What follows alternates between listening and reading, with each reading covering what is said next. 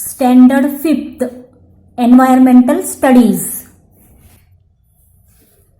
In this chapter 9 is maps, our companions. Means जो maps होते हैं ना वो हमारे साथी हैं.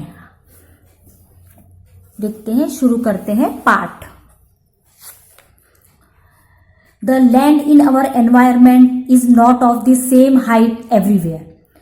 This unevenness gives rise to various land shapes, creating different landforms, such as mountains, valleys, plateaus, plains, and islands. You have studied this in the 3rd chapter. तो हमारी जमीन जो है वो सब जगह से एक जैसी नहीं होती है ना.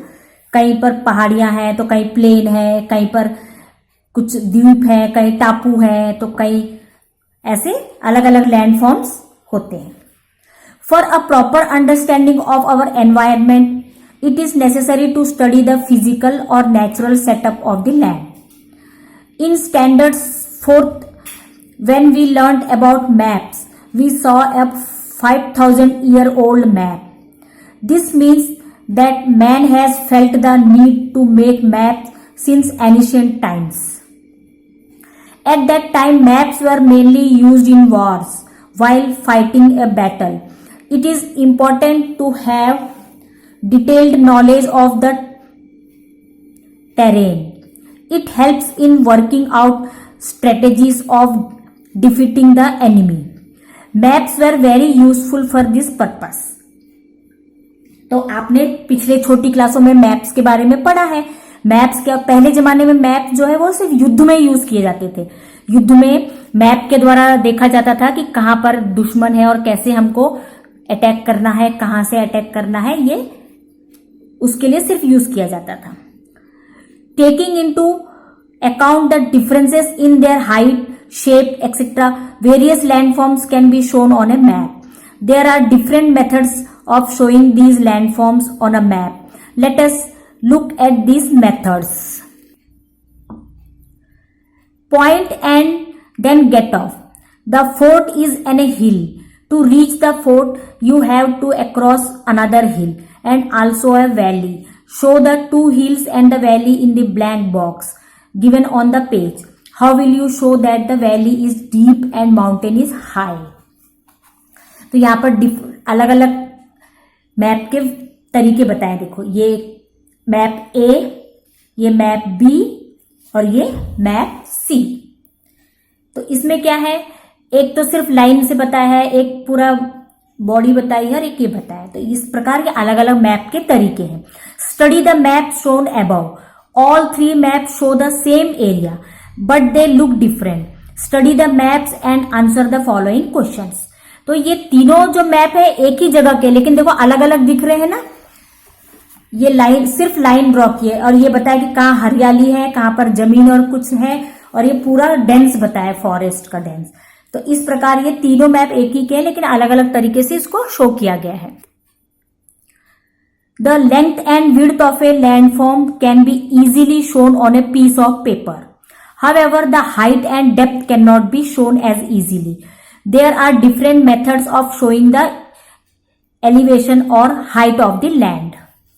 तो हम height और width नहीं बता सकते, लेकिन उसकी लेंथ और width बता सकते, लेकिन उसका height और गहराई नहीं बता सकते. तो इजीली हम पेपर में उसकी लंबाई और चौड़ाई दिखा सकते हैं. तो कौन कौन से मेथड्स हैं? Contour line method, layer tinting method, digital elevation model. तो ये 3 प्रकार के तरीके हैं जिससे हम मैप में बता सकते हैं कोई भी लैंडफॉर्म को. Contour line method.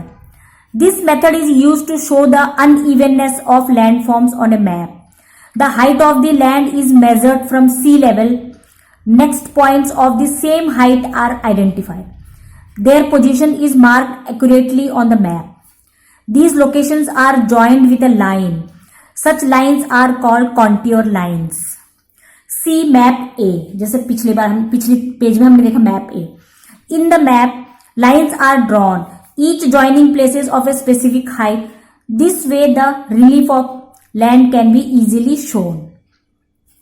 It helps us to understand the slope of the land and height of a different places. ये कॉन्ट्यूर लाइन मेथड से ऐसे डायग्राम बनाया जाता है, ये ऐसे, ये कॉन्ट्यूर लाइन मेथड है। Observe the given diagram, note that when there is less distance between the contour lines, the slope is steep, whereas it is if the distance is great, the slope is gentle. Second method है layer tinting method. This method is based on contour lines. In this method, the spaces between contour lines are filled with color. Each color indicates a specific height. For example, water bodies are colored blue, whereas the adjoining land is colored dark green, land higher than that is colored a light green. Next, higher land is colored yellow and so on. इसमें जो है, इस method में जो है colour से दिखाया जाता है कि हरी हरी जगह जो है वो जमीन है, पानी की जगह को ब्लू किया जाता है, तो ऐसे वो कलर से दिखाया जाता है। Study the given colour index, note how the colors change with the height. The colors between the contour lines show up the difference in the physical setup. See map B. A third, a digital elevation model. This is the most modern method. In this, the information obtained through man-made satellites is presented with the help of computers. See map C. In it, we can directly observe the differences in the height of the landforms. तो third method है जो digital है, आजकल जैसे use किया जाता है computer के द्वारा। Maps made using the above methods help us to understand the physical setup of a region. In other words, they give us an idea of its height, relief and slope. Using computers we can even find the height of each point on a digital map. तो इस प्रकार map से जो है वो हमें किसी भी जगह की लंबाई, चौड़ाई और वहां के बारे में हम इजीली जान सकते हैं, इसीलिए मैप का यूज करते हैं। Physical maps can be used in military operations, tourism, drawing up mountaineering routes, in making regional development plans etcetera. Many people use maps, many components are shown in maps और outline maps. If these components are shown on different maps in different ways, it will be difficult to understand them. Therefore, standard signs and symbols are used to make the map easy to read. These symbols and signs are universally used for specific components. That is why everyone can understand them. तो जो है, हम अगर ऐसे ही map में लाइनें खींचेंगे तो सभी को पहचानना जानना मुश्किल होता है ना, तो हम इजीली उनको बड़े बड़ी जगहों को ड्रॉ करके नहीं दिखा सकते मैप में, तो इसीलिए उनके लिए एक सिंबल्स और साइंस यूज करते हैं जो सभी को इजीली पहचान में आ जाते हैं, जिससे हमें आसान हो जाता है मैप को पहचानने में। तो ऐसे सिंबल्स और साइंस बनाए जाते हैं। कन्वेंशनल साइंस, अब साइंस क्या चीज है? Signs are use to show various things on a map as per convenience. These are in the form of letters or geometrical shapes. For example, lines, circles, triangles, dots, etc. तो ये science जो है वो geometrical shapes में रहते हैं, या तो डॉट रहेंगे या लाइन या सर्कल ऐसे, तो वो एक साइन है। अब conventional symbols, symbols are used to show various things on a map as per convenience. Symbols are miniature drawings of the respective objects. For example temples, mosques, forts etcetera. अब symbols क्या है? जैसे किसी को मंदिर दिखाना है तो मंदिर का डायग्राम रहेगा, वहां पे ड्राइंग रहेंगी. ऐसे कोई फोर्ट दिखाना है या कोई हमको गार्डन दिखाना है तो वहां का चित्र रहता है, तो उसको बोलते हैं symbols.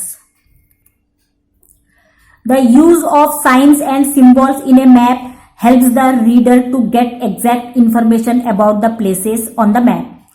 A list of the things that the signs and symbols represent is given in the key to the map. है ना? तो मैप में जो है वो हमको इजीली पहचानने के लिए साइंस और सिंबल दिए जाते हैं, जिससे कि हम किसी भी चीज को आसानी से पहचान सकते हैं. ये देखो यहाँ पर कितने सारे ये सिंबल्स दिए, साइंस और सिंबल्स से. जैसे आप पहचानते हो ना, जैसे ये PO, ये साइन है पोस्ट ऑफिस का, तो अगर कहीं पर पोस्ट ऑफिस है तो ऐसा साइन रहेगा. Study the list of the some of the symbols used by the survey of India while making maps। तो मैप्स में कौन कौन से यूज किए थे यहाँ पे दिए हुए देखो। क्या है ये, ऐसा अगर साइन रहा तो ये हार्बर का है, अगर ऐसी साइन रही तो लाइट हाउस का, ये फोर्ट का साइन है, ये बरियल ग्राउंड का साइन है। तो ये सारी साइन जो है ये हमें मैप में इजीली हम पहचान सकते हैं। अगर कहीं पर युद्ध का स्थान है तो वहां पर ऐसी साइन रहेंगी। फिर ये सिंबल है रेलवे का, ये वेल का, ये स्प्रिंग का, तो ये सारे ऐसे, ये है स्प्रिंग का, ये टू ट्रायंगुलर मार्क, ये है सेटलमेंट का, और ये ग्रास का। तो ये सारे साइंस और सिंबल्स हैं। ठीक है, यूज योर ब्रेन पावर। तो ये आपको एक गेम खेलना है। Jasbir and Manjeet are reading a map, they do not understand the following signs and symbols, will you help them by writing the meanings of each sign and symbol. तो दो दोस्त हैं जसबीर और मंजीत, तो उनको ये साइन और सिंबल समझ में नहीं आ रहे हैं, तो आप क्या उसकी हेल्प कर सकते हो। तो जैसे ये है पोस्ट ऑफिस, तो यहाँ पे पोस्ट ऑफिस लिखा है और यहाँ पे साइन है। तो जैसे ये है, यहाँ पे लाइट हाउस लिखना है आपको, और फिर ये सिंबल है। जैसे ये फोर्ट है तो ये फोर्ट का साइन है, तो यहाँ पे आपको फोर्ट लिखना है। यहाँ पर बैटल फील्ड लिखना है। यहाँ पर ये रेलवे की साइन है, रेलवे का सिंबल है।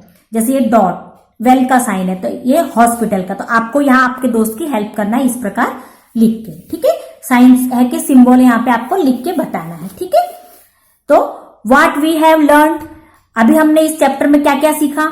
Introduction to land forms, methods of showing physiography, the use of colours to show height, the use of conventional signs and symbols. तो इस चैप्टर में हमने मैप्स के बारे में जाना कि मैप्स को हम कैसे कैसे दिखा सकते हैं, या तो लाइन के द्वारा, किसी भी जगह की गहराई कितनी है और हाइट कितनी है उसको हम लाइन के द्वारा दिखा सकते हैं ना, एक लाइन ड्रॉ करके कागज पे, मैप, उसी को मैप बोलते हैं। और फिर हमने साइंस और सिंबल्स यूज किए।